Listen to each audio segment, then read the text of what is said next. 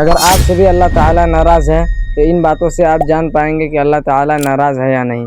چاہے مرد ہو یا عورت ہو، بوڑھا ہو یا بوڑھی، نوجوان مرد ہو یا نوجوان عورت، ان باتوں سے آپ جان پائیں گے کہ آپ سے اللہ تعالیٰ ناراض ہے یا نہیں۔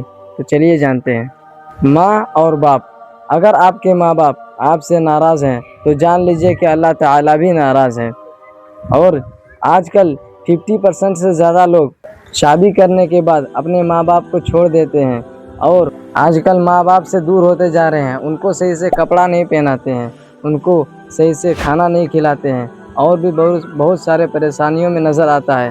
ہم سب کو چاہیے کہ اپنے ماں باپ کو صحیح سے خیال رکھیں، ان کو صحیح سے عزت دیں۔ اور ایک حدیث بھی سن لیجئے، حضور صلی اللہ تعالیٰ علیہ وسلم نے فرمایا، رب کی رضا والد کی رضا میں ہے، اور رب کی ناراضگی والد کی ناراضگی میں ہے۔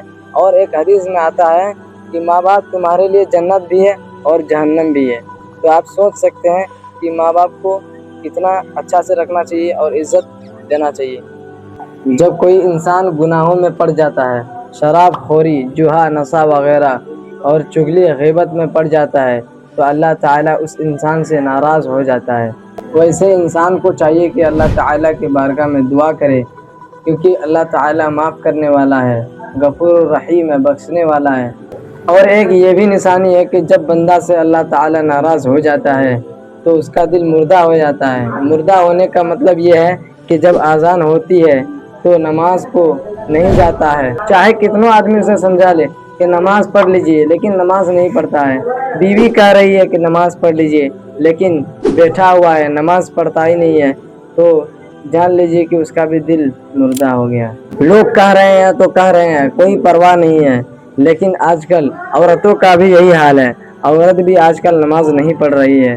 پیارے بھائیوں، ابھی تک جتنے بھی چیز بتائے گئے ہیں، جان لیجئے کہ اللہ تعالیٰ اس سے ناراض ہو جاتا ہے۔